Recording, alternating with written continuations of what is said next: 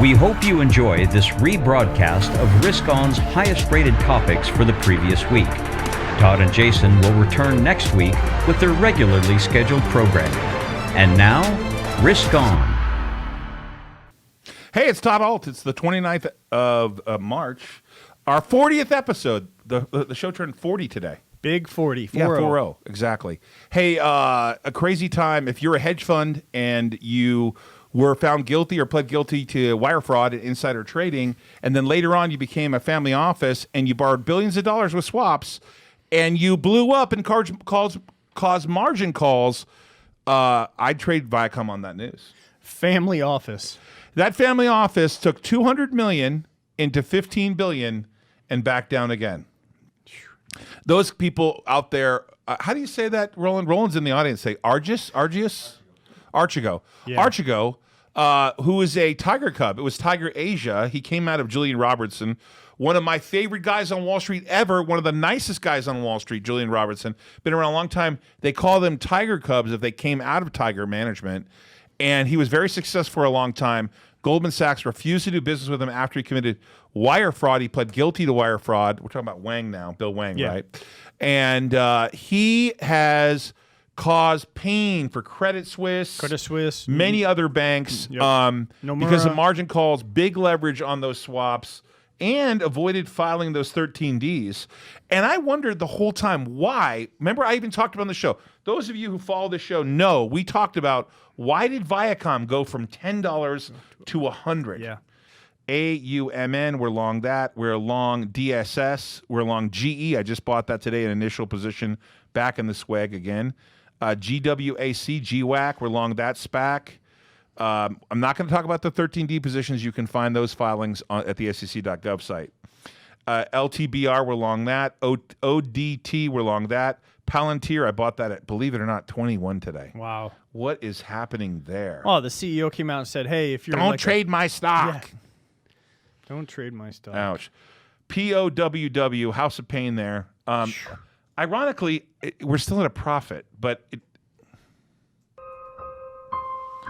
it doesn't feel good to me right now with giving back what we had in our gains. We had great gains in POWW. We're still optimistic about gunbroker.com. I know Roland is, but we have a ton of money in POWW. Another 13D name I want to talk about, TRCH. Torch. We're getting torched. They're torching you. Torching they burn me. the hairs off of That's your my rear end, baby. Yep, that's a reverse takeover. We're along a little WIMI. WIMI. That's a good WIMI spot. for sure. Yeah, that's a Let's long. go back to the other accounts just so we can cover all bases. We are along Boeing. We're along Icon Enterprises. We're long a little SSY. That's no longer a 13D name. We are long CLBS. We are long AEZS. We are long NVOS. We are long CleanSpark, CLSK. We are long Box, BOX. We are long Viacom. And we are short GameStop. Oh, really? Is that That right? pause you heard is me saying I'm short GameStop. And we are long the CLS GameStop, or CLX CleanSpark calls, the 22.5 calls that expire down the road. Yeah, we got to get going on CleanSpark. Yeah. How do you ask, are we short GameStop? Or you say, Todd, are you out of your mind? Why would you be short GameStop? I would not be short GameStop. I am short the calls. Oh, okay. So, yeah, when you talk about the chopping block, all I can think about is Andrea's finger. I don't know. That's a bad phrase. It is. But her finger, I saw it the other day, and it's attached still. That was a great idea to take a picture every day. Every day. And you can see there's no redness. Right. It's healing up nice. Right. It looked like a prune on day one. Well, part of my initial experience on Wall Street was investing in healthcare, right? And I immersed myself in healthcare-like things. So I know enough about healthcare to be dangerous. I actually was the founder and chairman and CEO of a company called Patient Safety Technologies, which later sold to Stryker for $120 million. I actually bought the company for $3.5 million that later sold for $120 million. Now, that was 9 years of pain, and I ultimately, I wasn't there when it was sold. Right. I founded the company, acquired Surgicount Medical. But I learned during that process, I actually did a study with Atul Gawande, who's a pretty famous doctor now. And I learned through that process the basics of biology. Right. And one thing I learned, which is a simple remedy, is take a picture of it in comparison to something else. Because my first wife had a bunch of moles on her back, right? And people don't do the basics here for healthcare. This is what do you call that? What do you call that, Brett, when you have a moment when you give disclosure? It's like a healthcare disclosure, like when you're trying to help people. You know, like CNBC, or not CNBC, NBC like a public service public announcement? service announcement. Oh, yeah, got it. Thank you. It's a public service announcement. People don't take the time, but you have an iPhone now. There's no excuse. You have a regular, Android phones too. I don't know why anyone owns those things. Anyways, my wife has one. They suck. I don't know why she's like, I'm not going to Apple. Yeah, Our not whole a family's fan. Apple except for her. Anyways, so you take a penny or a dime, usually a penny because of the copper color, and then you put it up against the mole and you take a picture. And you have a permanent record of if it's changing over time. It takes 2 seconds, but it can save your life. That's why I said with Andrea, take a picture every day of the healing. Yeah. Because you can see whether it's healing weird, if it's red the day before or not. You'll have a nice path of healing. And if it's not red and inflamed, you'll know it's healing well, right? Yeah, it's sewing up nicely. So. Anyways, that was a public service announcement to take pictures of things on your body to make sure if they change later. It's stupid for people. I had a friend, Jackie Sipe, who died of having cancer on her arm. She got it right here, a spot on her arm, or was it under here? One of the places under here. And later on, 6 years later, she died. Wow. It went into the bone, and she died from it. And I know my buddy Steve Sipe, who's been a friend of mine most of my life, since I was 19 or 20 years old, lost one of the loves of his life over something that was a carcinoma, I think it was called. Yeah. Is that what it's called? Yep. Am I reading this right? You're going to be able to take your own Tesla and put it into fleet for automatic driving?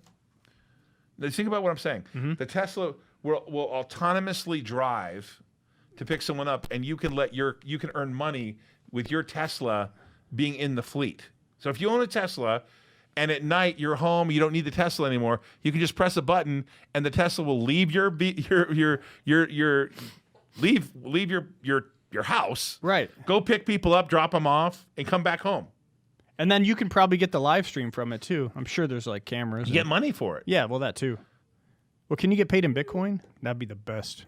Oh, that'd be awesome. You just tuck it away. You just No, I really think this is fascinating. yeah, it's pretty cool. Can you imagine owning a Tesla? Like, I have a fleet of taxis. They're Teslas. There's no one in them, and you could literally have your car on the road. Will they make you get a Tesla medallion like they do with the New York I don't know City? about that. That'd be crazy, Ooh. right? Yeah. You can pimp out your car. That's right, good, yeah. Michael. Yeah, you could say that nicer than that. Yeah, that's fine. It's a little Skynet-ish, right? Yep. But this next story is incredibly disturbing, and I'm not a political guy, but it has ramifications of scary things. Hey, can we bring up the screen real quick, Nick? Oh boy. Let's see what we think about this now. Was she short spy? I don't know. Dude, what is going on here? Why don't you talk about this real quick?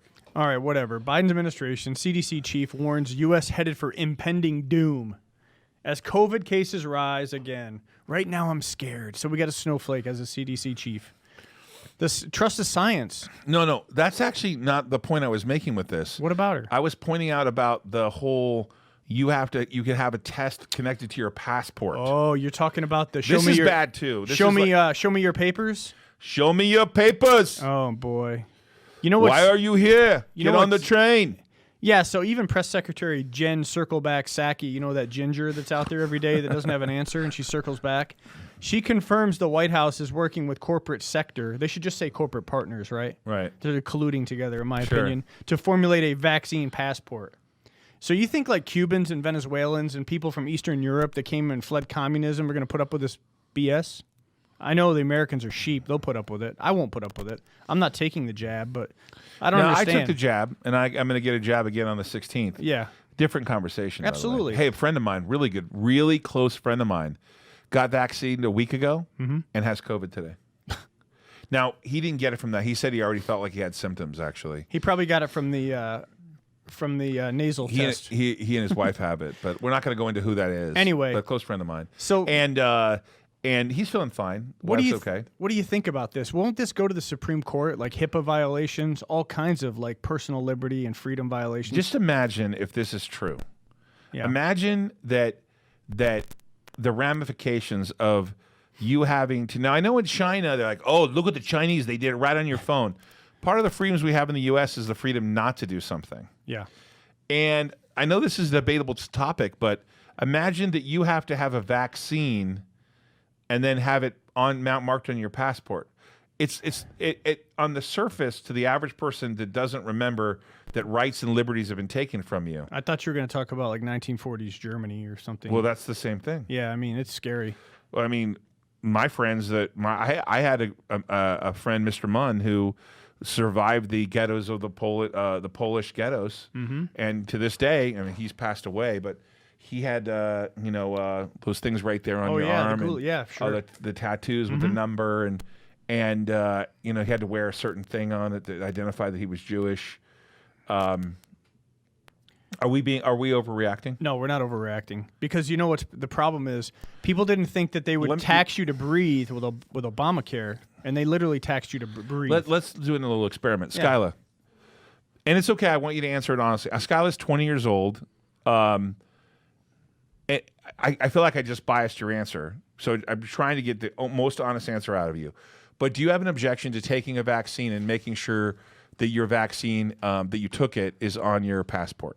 Oh, you weren't planning on getting the vaccine. Hey, I actually heard a good argument the other day. I saw a guy who was getting his vaccine, and he asked his healthcare worker, who was only 26, why has she gotten her vaccine? And she said, I haven't had my kids yet. I'm not getting a vaccine. Somebody got fired for that. Now, the head of the person getting that vaccine is very well known. He knew the head of that medical company. So he called him and said, your workers are not getting vaccinated when they can get vaccinated. And he said, this is the head of the healthcare company. Like, think of it like Blue Cross, but I'm not going to give you the name. Right. And he said, yes, I support her right to not get it, because we don't know the ramifications of whether she could have kids, what will affect her. We don't have enough data to support whether she should have to get it or not. Do you want to just put a center-left person on life tilt? You want to put like these flaming snowflake liberals on tilt? What? Just tell them my body, my choice. They'll just absolutely lose their I can't say stuff? It. Yeah. My body, my choice sounds like an abortion issue to me. Well, it's the same thing, my body, my choice. Right. So, yeah. Josh, what do you think? You think you should be able to have to get a vaccine and be able to put it on your passport or not? Now, when you think of the topic, at first it's not a big deal. You go, yeah, that kind of makes sense that we know everyone's been vaccinated, they're safe. But when you think about it a little further, what do you think, Josh? Slippery slope, Josh says. Yeah, you don't need an ID to vote, and you don't need an ID or a COVID test to just invade our country from the southern border right now. Oh, my God. You know? Wow, Roland, that's good. You don't need an ID to vote, but you'd need a vaccine on your passport. Yeah. This is a slippery slope. Yeah. Let's get to the exciting stuff about baseball, and we're betting baseball. Yes, it's true. I bet on baseball. Hey, I didn't realize the time was flying by. Let me give you the story. So, my wife hires movers. They pack up our house in Orange County. They decide they're going to deliver on Sunday. That should be a warning sign to all of you right now, right? I hate moving. I hate it. Okay, so we hire movers. The movers show up at our house, our new house, but our new house is behind a gated community. And by the way, the guards have guns. Like, I mean, real guns. Like, this isn't like some security guard that like, hey, I'm a security guard on the weekends. They have handguns. Yeah. I mean, this is real, right? And I was like, handguns? Like, yeah, we're all armed here, okay? So I know that I'll get in a lot of trouble for this. Let's just say that, who was it? The guard was an African-American woman who made it really clear those two trucks are not getting through this gate while I'm here on a Sunday. Why, you ask? Because the HOA does not allow moving on Sundays. No commercial applications or vehicles on a Sunday. And you were okay with that? No, I wasn't. No. We drove all the way from California to Nevada, had the big trucks there that had to be unloaded because the trucks had to be back there that night. So I had to scramble and find two 10-by-30 storage units. Not so easy to do on a Wednesday at 9 a.m. Or excuse me, on a Sunday at 9 a.m. Right. So I found, I called, I was involved in taking them public too. Public storage, well, logical. And they found me a 10-by-10 and a 10-by-30.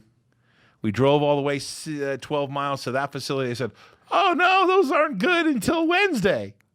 They gave you the wrong information. At this point, God. I'm at what's called max Q. And if you don't know what Max Q is, just watch a little launch from Mission Control at SpaceX. I'm at Max Q right now, right? Full Max Q. Oh, yeah. And the guy comes back out and says, I have found 2 10x30s 6 miles away. I've confirmed they're there. They're indoors. They're ready to go. They're waiting for you. You can be there at 12 o'clock. So I bought the whole crew. I said, I'll take the whole crew to lunch wherever you want. They chose McDonald's. Not my first choice, but we went to McDonald's. I love McDonald's, but that's because I'm overweight. Not everyone loves it. My wife's like, she'd probably rather have like a piece of seaweed for breakfast, but she's one of those. Let me guess. What'd you get? Big Mac meal deal with a Diet Coke? I don't eat the Big Mac. I eat a quarter pounder, but this time they had a new chicken sandwich to compete with Popeyes, so I got the spicy McDonald's sandwich. And it was good. Oh, nice. Yeah, not as good as Popeyes, but it was good. I liked it. Long story short, we got to the facility, and 5 or 6 hours later, they unloaded and they drove the trucks back to California. So my stuff is in 2 storage units. My house is closed, and I can't move into the 9th. Wow. Do you know why I can't move into the 9th? Because the movers have to come back because they're insured, right? Because the company moved. The whole thing is a mess. Now, I kind of get why HOAs don't want you doing commercial. I'm actually okay with the idea that on a Sunday, people like to have their Sundays off and not have commercial stuff taking place at the house. I'm actually sympathetic to them. But this is a lesson to all you out there. You better check with the HOA before you move in. Because I also learned that you have to get pre-approval to move in. So it didn't matter if it would have been a Monday or Tuesday. Without pre-approval, you ain't moving in. Pre-approval. Yes. I bought the house. We'll let you know when you can move in. Wow. Yeah, exactly. Hey, like I said, it's the 40th episode. We're grateful. We're working on it. If you have any suggestions how we can make the show better, we're going to start having guest hosts next month. No, not guest hosts. Guests on the show. What is wrong with me? We need a Red Bull. Maybe the moving. I need a Red Bull. Yeah. Hey, everybody. Thank you for being on the show. The market's blah as far as I'm concerned. We're going to turn it around. Hey, I'm long GE. I bought a little GE today. You guys take care. Make sure you do your own homework. Be well. It's the 29th of March. We'll see you tomorrow. Hey, it's Todd Ault. It's the 30th of March. This is the 41st episode of what could be, which clearly not yet, the greatest show ever about risk, because I have made some mistakes, but the market was better for us today, was it not? For sure. All I can say, today was an interesting day. It started off a little gloomy for me today. I was a little frustrated with the experience of what our stocks were doing. It was not good. That experience and then a couple other things. One main thing.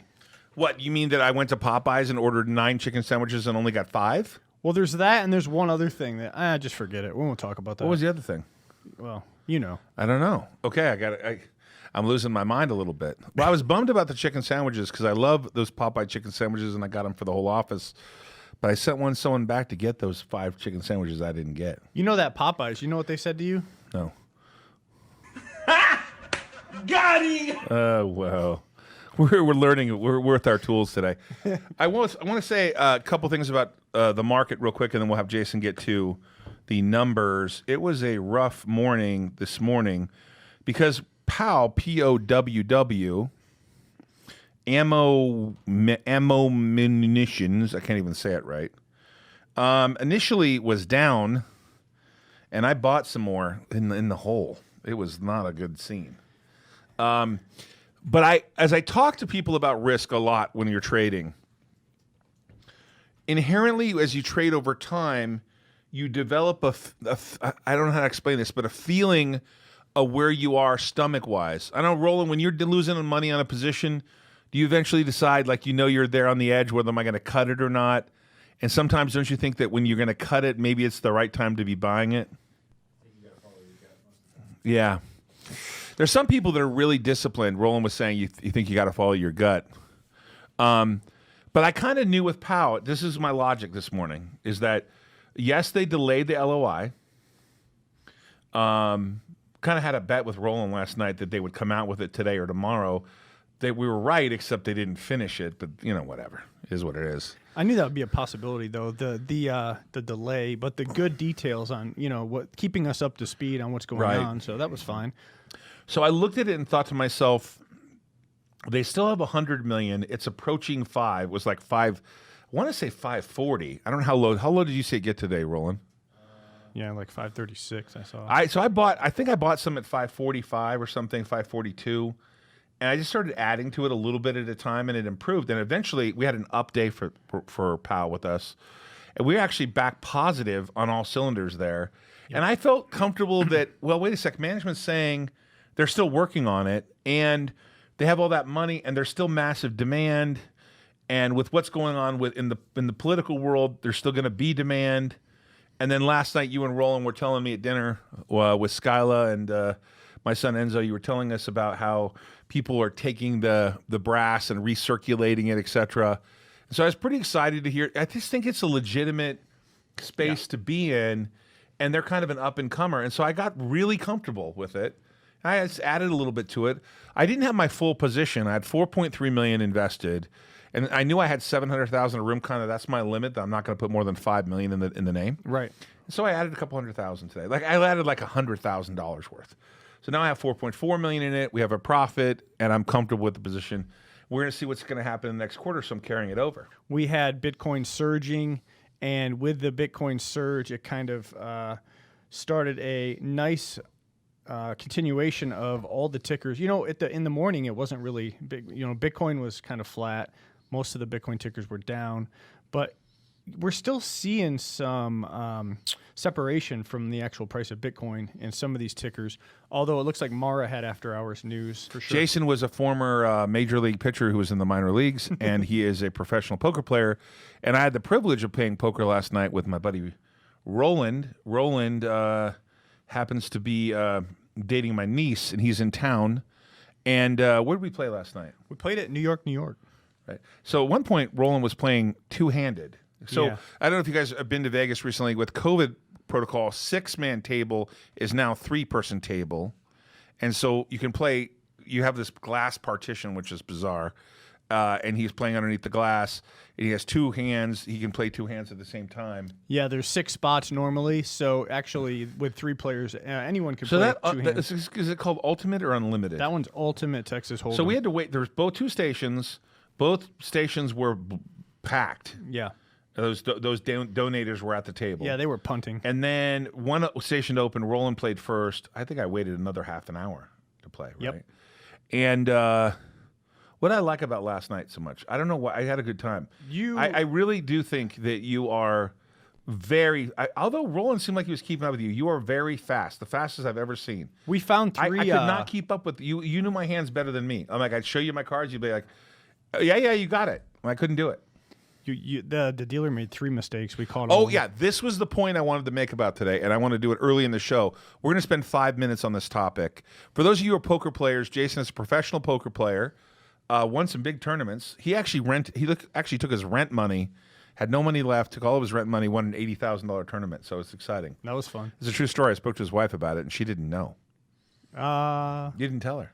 No, I think she may have known. I thought she said she did not know that you took the $1,400 for rent money and entered until after. But listen. Oh, it's a good thing I won then, huh? So one of the things that's happening is the game is very fast, and when you're playing, we're 3-handed against the dealer. You put 2 bets up. You put the ante bet up. What's the other bet? The blind bet. The blind and the ante. You don't have me buy all that other stuff. When I'm not playing the sucker bets, Yeah. I mean, you can make hands and get paid there, but it's about a 6% house edge over the long run. Right, but the reality here was last night you caught 3 dealer errors. Yeah. In which they were not paying properly, and or they didn't. Can you talk about that? Because I would have never known this. Like you caught them taking money from me. You know, you catch them a lot too, and then once in a while you'll catch them overpaying or misreading a hand, like. For example, I had a hand that was here. Let me give you an example. So I had 4-3 offsuit. The flop was 3-5-5. So I put a bet out on the flop because I made a pair. I had 2 pair on the flop. The turn in the river came 8-8. So my hand was counterfeited. So I no longer had the pair of trays. I had 8s and 5s with a 4 kicker. So the dealer turns over his king high, and he continues to award me the money. He paid you when he shouldn't have paid you. Yeah, he paid me. So I noticed you gave him $5. You bet with him, right? well, I gave him a tip on the bonus hand, but that type of mistake happens. It's human error, but also he underpaid 3 times. Mm-hmm. So all that stuff is planned into the odds of the game. The underpayments were interesting though, because on one of the underpayments, he forgot to pay you on the blind spot, which you made a straight. Right. So on that spot, you get paid straight or better. He forgot to pay you there, and then also he was qualified. He didn't realize he was qualified. yeah, he was qualified on the other one, and then he went to cut out some checks to pay you. You had like 3 red chips in both quadrants and both sections, and then he cut out the chips, and he only left 2 red chips behind. He didn't palm the chip or anything. He just didn't bring out enough chips to pay you. So I just pointed out, hey, listen, you're short a Redbird here, and then he put it out there. And he admitted he was short. Yeah, so it was. But it's funny. We started off with like $10 blind, $10 ante. Yeah. By the end of the night, I was betting $50 on each side. Right. I guess that's you're pressing yourself, right? The last hand you had ace 6, I think, right. which is a 4 times raise. Right. Went in for 100. Yeah, you had 25-25. Yeah. But that's okay because you're 60-40, 3-2 against a random hand, and you're getting 4-1. So that's a plus EV play. Right. So if anyone has any questions of Jason. Does he know the odds? You do definitely know the odds. Yeah, we have to know the odds. Yeah. What are you just going to go? I mean, to be honest, we shouldn't probably be playing that game. But in the short term, you can beat the game. But in the long run, that game is unbeatable. Like if we were to play like a million hands, they would end up winning. And if you could pull up the screen real quick, we are moving on to GameStop. So as everyone knows on this, who follows this show, 41st show, I'm short the calls. Mm-hmm. This morning I was getting walloped. Yeah, you were 204, I saw. Yeah, and then it went back down to, for those of you who may be listening on the radio, and I got to get that ingrained in my head, going left to right. We kind of open it around 89. We go to around 200, fall back down to around 86, 85, and the rest of the day all the way trade up to 204, 203. And right now in the aftermarket, we're 192 down to $1.48. We closed up $13 on GameStop. I have no edge here other than I'm short. Yeah, I mean, I'm sorry, Jason. No, Go you're ahead. fine. I mean, you want to be. I mean, looks like Mr. Cohen is doing some. He's cleared some house there. I want to be clear. I'm not short GameStop because I believe GameStop isn't going to go up. I just don't believe that the story will continue in the manner they went from 4 to 200. They went to all the way to 480. They're back down to 200. I think Cohen's going to add a lot of value. He's doing something. The market believes something. But when I get paid $65, oh yeah, and that would be call it something like a $20 billion market cap. That's a no-brainer. It's a no-brainer for me over really time. Now, listen. I want to talk about this stock a little bit and writing covered calls and non-covered calls. On the naked side of calls or the naked side of puts, I've done this for many years. I mean, I've done naked put writing and naked call writing for years. And historically, I collect a lot of premium, kind of like I'm an insurance company. Mm-hmm. Occasionally, I got to pay out a claim. Yep, that's true. It's a good way to put it. Right. And so this is not for the faint of heart, and I do not recommend you selling naked calls. Flat out. But I've done it with my prior hedge fund. I sold naked calls, naked puts. And I used to have a target of selling $400,000 worth of premium a month, which was $4.8 million of premium a year. But I was prepared to buy the stocks I was writing those puts and calls on, right? Yeah. So it's not for the faint of heart. I would not. For the I wouldn't use your lunch money there. And in fact, I'd flat out tell you, writing naked calls and naked puts, for the average person, you will not sleep well. Especially when you get walloped one time. Yeah. If you would have been writing naked calls on GameStop at 20, oh my God, you would have been taken to the woodshed. Yeah. I mean, they would have killed you. Your head would chopped off. You would be done, right? You'd been homeless, like using your lunch money to buy into that last poker tournament. Right. Yeah. Exactly. One day I saw her. This is when I tuned out to the show, and I used to love Bloomberg Technologies. It was called Bloomberg West at one time, and she was doing this thing about people using Airbnb, and she said, should people on Airbnb allowed to make that kind of money? I'm like, what? I remember that. What do you mean allowed to? What you're going to regulate how many? I mean, allowed to make money? Yep. What is wrong with this country that's wrong with making money? And by the way, the system hasn't worked in other places. I saw this great article about here in California, in the United States, and how I don't even. Am I allowed to even get into this? I don't know. You're going to talk about Northern Europe and how everybody Yeah, I'm going to thinks say they think they're a socialist nations. They're not socialist nations. Okay. right. And so my point is that what's wrong with making money? I mean,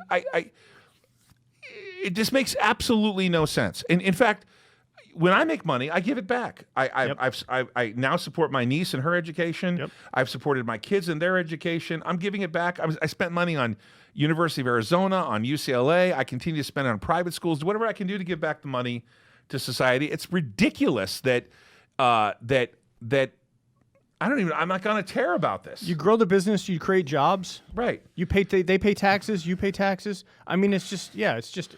Right, and I actually care that the company I'm part of employs so many people around the world. I mean, granted, it's not like Amazon where they employ 1 million people. Right. But to me, employing 100 or 200 people is a big deal. Well, look, when you were in New York City and all these small businesses are now closed. Sure.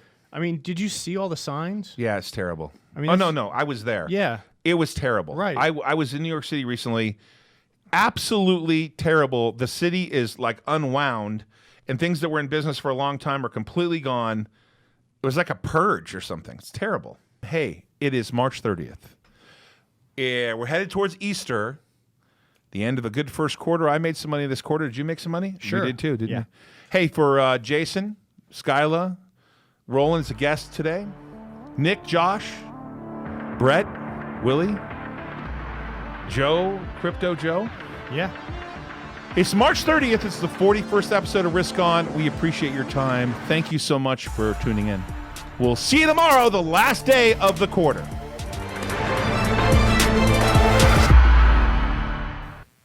Hey, it's Todd Ault. It's March 31st. It's the 42nd episode. Jackie Robbins, right? Yeah, Mariano Rivera. Mariano Rivera. Yeah, you got to go to the Yankees, right? Yeah, of course. Yeah. We ended the first quarter, and I got to say, That was our first quarter together. it was. Okay. It was the 42nd episode. We didn't start the episodes exactly on January 1. Right. But we have not missed an episode, and we will not miss an episode while I'm in Costa Rica. When did we start? Let's see. 42 episodes ago. I know I'm trying to back out the one holiday. What a wise guy, man. What do you want to say? I'm trying to calculate the days without the weekends and the holiday. Hey, I'm getting some comments about the YouTube situation. Apparently, those videos from the White House and President Biden were getting ratioed to death into oblivion. A lot of down votes. And are they really that childish where they remove comments and down If votes? there's any truth to what Roland says that the Biden administration asked to take off the dislikes, that's just That's ridiculous. yeah, that is. That's really sad for this country. Let's hear it. I'm Joe Biden, and I need my dislikes removed. I feel bad. I don't feel good about myself right now. Please, Jack Dorsey, help me too. Todd Ault, you're getting audited. Yeah, right. This is the IRS, and we want your tax returns.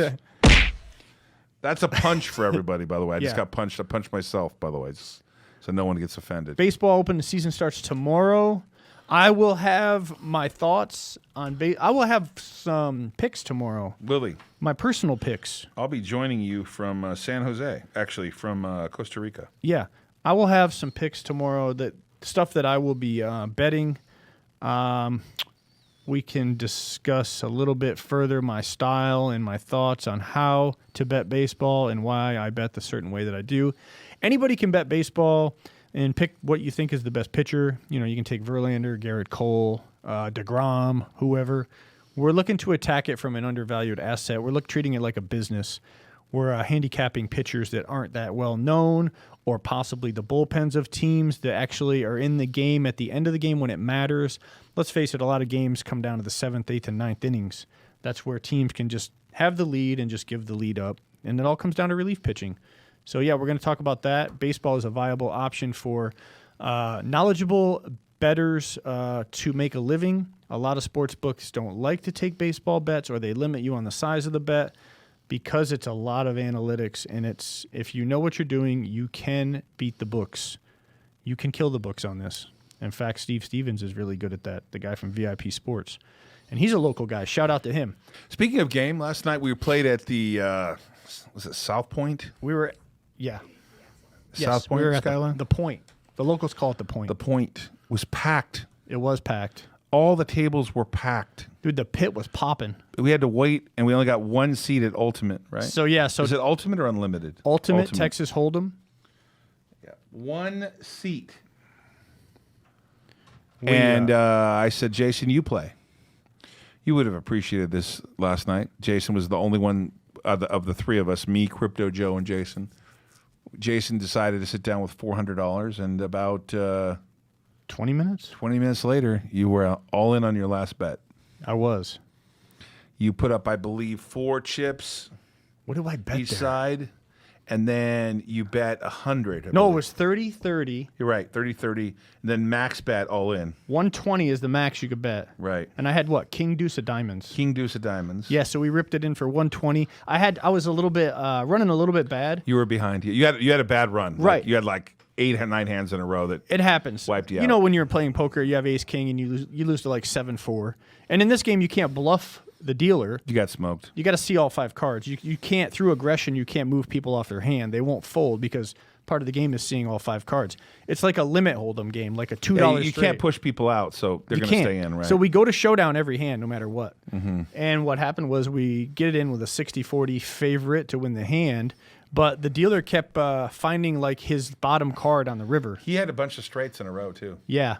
He went runner, which is 2% to go runner. Just some unfortunate situations. So A couple times in a row. we were down to our last bet, 30-30. And we had enough to do the full max We did bet. 120. We planned it out, and we made 2 pair, Right. and that was good. And you won that, and then Yeah. you went on a tear. And then we just spun it up in like the next 8 hands. To you had spun it up to 700. around, no, way more than that. A little more? Because the last bet when you maxed out, you lost 200, I believe. Oh, yeah, I went 50-50. So you had $900 from 400. Yeah. And then you also gave the dealer like a $75 tip. Yeah, I bet for the dealer because we were on a little run. So I normally don't bet the bonus bet because it's a sucker bet. It's about a 6% house edge. But I did put 10 up there and 5 for the dealer right next to it. We made a flush. You had a flush draw, yeah. Yeah, we made a flush. He got 40, whatever he got, 7 times the money. That guy was a good dealer. He was a great dealer. You killed it. Yeah, so that was fun. You killed it because you could have continued to play. Yeah. But I thought it was a great comeback from 0. Like you were all the way to the last bet. Yeah, it was. Which normally you'd be giving it up. Yeah, for sure. And then I went and played 50-handed, right? That was, yeah.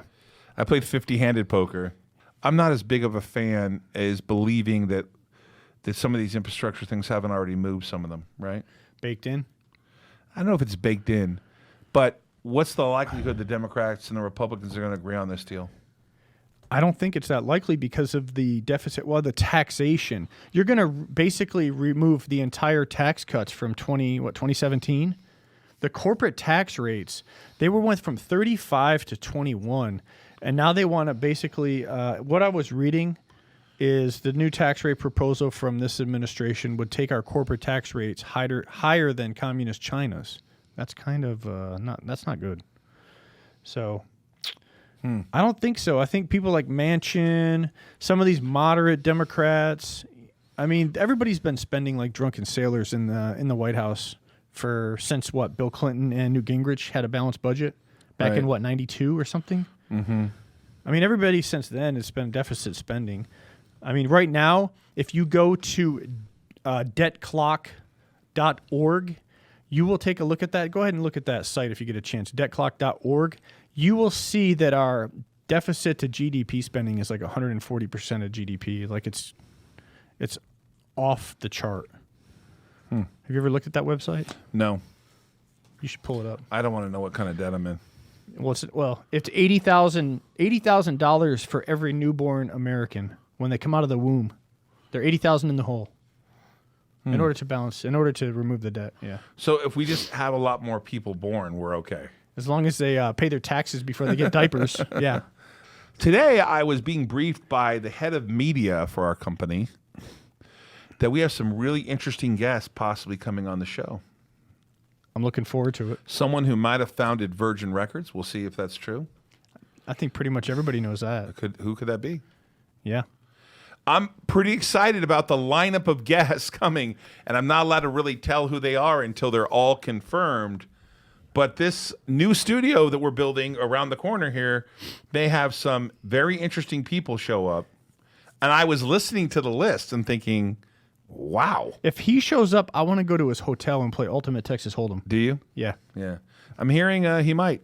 That'd be incredible. Although, I want you to understand, if he requests the interview take place on Nicker Island, I don't mind going. I'll do it. I'll take one for the team. Hey, what's wrong with me? It's the 31st of March. I had a great quarter. Special thanks to everyone. It's been great. Brad Lee, thank you for letting us use your studio this quarter. Brett, Nick, Skyla, Josh, Jason, my new partner. The show's great. I love it. It's got to be a lot better. We'll see you tomorrow on April Fool's Day. Talking baseball. Talking baseball, opening season, opening day. And we'll see you tomorrow, but most of all, take care of yourself. I hope you had a good quarter. Bye-bye. Hey, everyone. Welcome to Risk On. It is the 43rd show here on It's Todd Ault. It's the 43rd episode of Risk On, and this is what do you say? Sorry, Todd. I walked on you there. I thought you were disconnected. Anyway, it's April Fool's Day. We're not kidding around here. We're having some trouble, technical difficulties. Todd is currently out of the country, and because we love the folks so much, we're attempting to do it live from a couple. I don't know what just happened there. Are we there? Yeah, go ahead. There we go. It's April Fool's Day, but we're really not fooling. We're in Costa Rica. This is the 43rd episode of Risk On with my partner Jason Bartholomew back in Vegas. I'm in Costa Rica, in the mountains of Costa Rica. Let's cover POWW. I have it queued up right here. I'm glad you said that. Okay. I don't know. I'm kind of reading your mind. You're reading my mind from Costa Rica. So it looks like it opened around 6:50 today, and then it kind of stood strong the rest of the day. 6:18 here was a closing. Did you get a chance to look at the earnings? Because I was really busy today putting the homework in. I did. They raised guidance. They had their strongest quarter ever. They raised their guidance for full year and for next year. They're looking at $120 million in 2020, and I believe $61 million for 2021, which represents about a 400% increase. They're on fire in terms of their growth, and obviously the market.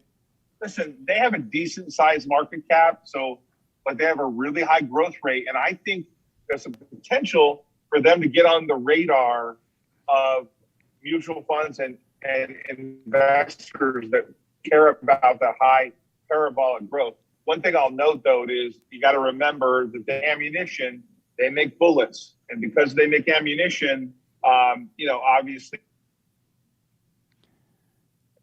I think what you're talking about is the administration currently has some pressure on the. They may not be that you don't want to invest in. Yeah. And you know what? It looks like, what's great about this is, the guidance was increased from 58 to 62 million, reflecting a projected 319% year-over-year revenue growth. Now, that doesn't include the potential acquisition of gunbroker.com. They did say that they were working diligently to get that deal closed. So obviously gunbroker.com is going to bring them 6 million new customers. Yeah. It's also going to bring them a very active site. If you saw go ahead. No, go ahead. We had a little lag there. Continue. If you saw today, there was a surge in gun sales continue, and obviously gunbroker.com is a big part of that. Really interesting model they have, and it's strategic for them. And the Wisconsin plant that they're opening is very strategic. So they got a lot going on, and we are long that stock. Obviously, as everyone who watches this channel, this is the 43rd episode. I don't think there's a day we haven't spoke about POWW. Yeah, Todd, you know what? I'm really excited about it. And, when you gave your target price $10 to $16, this earnings and the potential of the acquisition, man, it really fortified my belief in that target possibly being hit. So I'm looking forward to holding this in our portfolio, and we'll see what happens. So Econoday.com. So I'm sure a lot of you traders, investors, you guys have a routine every morning. You get up, you have your first cup of coffee, you look at futures, you see what the bond market's doing. You get an overall snapshot of what the day is ahead. So one of the things I like to look at here is this resource here, econoday.com. It gives you all of the reporting data for each day. And what we looked at I always look for the week ahead, April Fool's Day today, there was a lot of data that came out. And one of the big things was jobless claims, but some other stuff came out too, like manufacturing, also construction spending, natural gas. So I just wanted to let you see this because a lot of times you'll see SPY or the Dow Jones or the NASDAQ. It might sell off during the day, and you might be like, what the heck's going on? Well, if you look at this resource, you can see some of these determining factors in the macroeconomic data that could lead to possible variance and fluctuations during the market, especially during the times that the Federal Reserve Chair comes and speaks, and some of the other Fed presidents speak. You know, they meet about 8 times. They meet 8 times a year, so keep this in mind as a resource. Maybe bookmark it, and it'll be your go-to resource. It'll give you all the information you need to determine what's going on the day.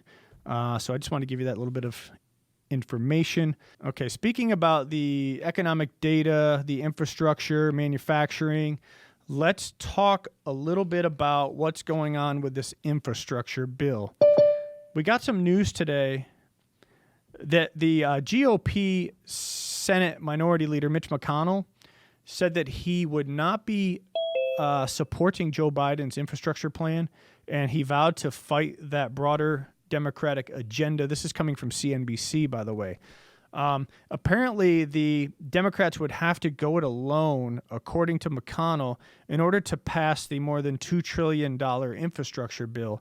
So if they cannot take away the filibuster rule that would enable them to just pass the bill with a simple majority, like 51-50, with the Senate being the tiebreaker, Kamala Harris, they would have to get 60 votes in the Senate in order to pass this. And currently there are 50 Republican senators and 50 Democratic senators, with the vice president being the tiebreaker. So it looks like they're going to have to do some wheeling and dealing on this if they want to get this done for the American people. In the House, it won't be a problem. The House has a decent, the Democrats have a decent lead in the House as far as the Democratic members in the House. So it definitely passed the House, but the key is the Senate. And McConnell came out, put his foot down today and said, hey, listen, we're a little bit concerned about the deficit spending and the taxes increased, especially the corporate taxes. In 2017, President Trump actually lowered the corporate taxes from 35% to 21%. The new proposal would increase the corporate tax rate up to around 27 or 28%. So yeah, this is something to keep an eye on, especially when it comes to infrastructure tickers like U.S. Steel, ticker X, IEA infrastructure. The one I mentioned actually is Williams Industrial Services, WLMS, U.S. Concrete, even some of like the airline stuff, because we're looking educational stuff. I mean, a lot of this stuff for infrastructure is in a lot of different sectors. So I just wanted to point that out to people's attention regarding the current appetite for the GOP to support the Democrats in the infrastructure plan. President Joe Biden is trying to look into whether it is legal to cancel up to $50,000 in student debt. Okay, let me give you my thoughts on this one. Now, I'm a Gen Xer. I went to college. I got a baseball scholarship, fortunately, single parent household. I did have to take out some student loans for just living costs, stuff for like meal plans, stuff that wasn't covered. My scholarship covered tuition and books, and I'm very fortunate that happened, but I did have to pay back my student loans that I took out. And, it was a decent amount of money, but I only borrowed what I needed. I didn't borrow more and go to Cancun or go partying in Florida on spring break. So what I'm thinking about here is the current generation is, complaining. They took out hundreds of thousands of dollars in some cases. Hey, Todd's back. So I don't know. I just don't think it's fair. Like, this could really divide the country. if you're canceling student loans from Gen X, for example, and then you had the millennials that were responsible and they paid off their student loans in full. I mean, I don't know. Tell me in the chat how you feel about this. Do you think it's fair and here's the other thing. So the millennials and the Gen Xers will have to use their tax money, and they'll allocate that tax money to pay off the, Gen Z is close to finishing college, some of them. They'll use that money, your tax money, and they'll pay off the student loans of the current generation. I don't know. It doesn't seem really fair. I know life's not fair. So Biden is exploring whether he can legally do that. We'll see what happens. I think that's going to be a battle. He's getting a lot of pressure from the squad, AOC, Ayanna Pressley, Ilhan Omar, Bernie Sanders. So that left wing. What's up, Jason? Yeah, Jason, I leave for 2 minutes, and we're already on to politics. Yeah, well, we covered a lot of tickers. Were you gone 2 minutes? I think it was more like 6 minutes, maybe more. Yeah, well, welcome to the traffic jam in Costa Rica. I'm actually in a traffic jam as we speak, actually. Hey, what I was talking about was the student loan situation and the fair and equitable situation to pay off only certain generation student loans and then have the other generations actually subsidize and pay that off with their tax money. You can see the traffic jam in front of me. It's not fair to get your student loans given away. It's not fair to be in a traffic jam. I can't understand why that they think that this would be legal to be picking and choosing who gets loan forgiveness and who doesn't. It's an interesting scenario. I thought about this as my first two kids that went to college, and I paid for them to go. I didn't want them to have any student debt.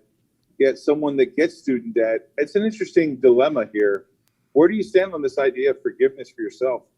Yeah, like how do you, because listen, with these Fannie Mae and Freddie Mac and these loans, like you can take more than what you need. Like these people are going to spring break because they're taking max amount of student loans. Like, and then we pay them off. It's pretty irresponsible. But you know what? This country's been pretty irresponsible with its tax money for a long time. An interesting dilemma. Very interesting dilemma to whether they should be allowed to that be forgiven or not. I mean, how is that going to divide the country? It is going to divide the country. How is that going to be, like, how would that make working families feel from, like, how do the millennials feel about it? Hey, we had a 10-year student loan. We paid it off. We paid the interest. Now we've got. I like one of the comments from Steve Smith, who just commented and said, listen, have them work for a certain number of years in the military to burn off that student debt. It's not a bad thing.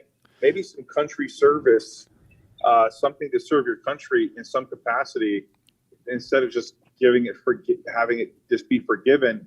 It's an interesting scenario. I had a person that I worked with at one time who told me that she was targeted by Wells Fargo. I'm not going to go into who she was. She got a $1,000 credit card while she was in college, and later on she didn't pay it. They sued her. And then Wells Fargo was sued for giving out liberal credit to people that were in college. And she said to me, I was a victim. They gave me a credit card when I was in college, and there's a lawsuit about it. I shouldn't have to pay it back, even though she spent the $1,000. This goes to some people's mentality, and quite honestly, very scary to me. Yeah, it really is. Like, we just have there's no more fiscal conservative. Generally speaking, a lot of people are just spending more than they have. I think the national credit card debt per household is somewhere around $7,000 to $10,000. So yeah, we're deficit spending now for the last 50 years. Hey, we appreciate everyone's time. It's 43 episodes. We're glad you're here. You know what we're long. You know what socks we own. If you got any questions, send us a connection on text. We appreciate all the super chats. You can reach me at Todd the Third on Twitter, Todd on my Instagram channel. You can give us a comment on YouTube. We're always there for you. Jason, have a good weekend. Josh, everybody, thank you so much. Brett, Nick, Skyla, thanks for doing this. I know it was a little unusual, a little risky, but we had a good time. Are we cut?